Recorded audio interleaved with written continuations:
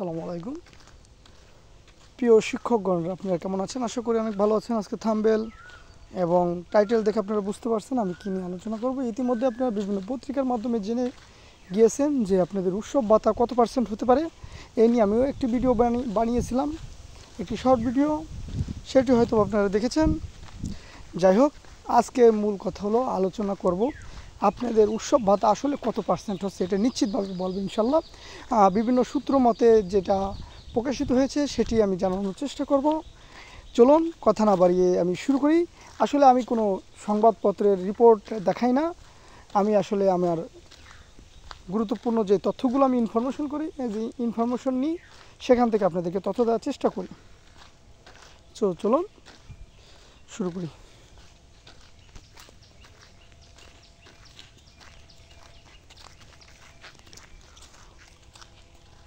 হ্যাঁ, আপনারা দেখতেছেন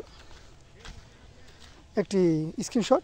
আজ সচিবালয়ে গিয়েছিলাম। শিক্ষকদের জন্য আসন্ন ঈদুল আজহা থেকে 50% উৎসব ভাতার জন্য 229 কোটি টাকা অর্থ মন্ত্রণালয় বরাদ্দ দিয়েছে। অতি শীঘ্রই এ বিষয়ে পরিপত্র জারি হবে। এটি আমি যাইনি, এটি আমার এক শ্রদ্ধেয় শিক্ষক গিয়েছেন, সেই শিক্ষকের স্ক্রিনশটটা আপনাদেরকে আমি দেখলাম।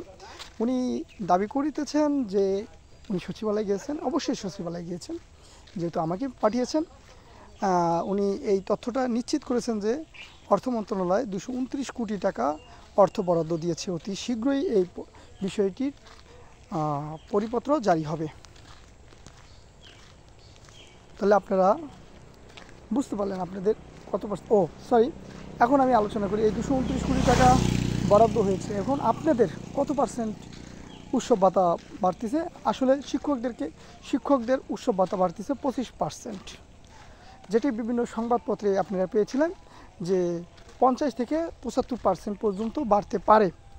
সেটি আমি আজ শিওর করে দিলাম। আপনাদের উৎসব ভাতা 50% হচ্ছে, এটি অনেক আগে থেকেই বলে আসছি আমি।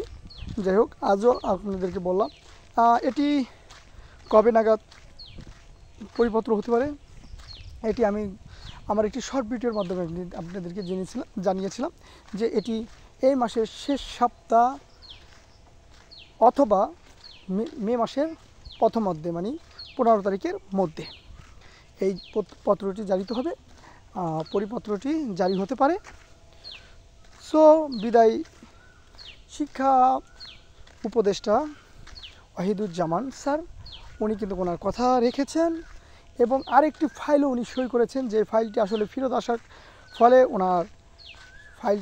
আসার ফলে ওই সইটি কার্যকর হয়নি। সেটি নিয়ে আমি আরেকটি ভিডিও বানাবো, সেটি হলো স্বতন্ত্র ইবতেদায়ী মাদ্রাসার। যাই হোক, আজ রাখি। আল্লাহ হাফেজ। আসসালামু আলাইকুম রহমতুল্লাহি ওয়া বারাকাতুহু।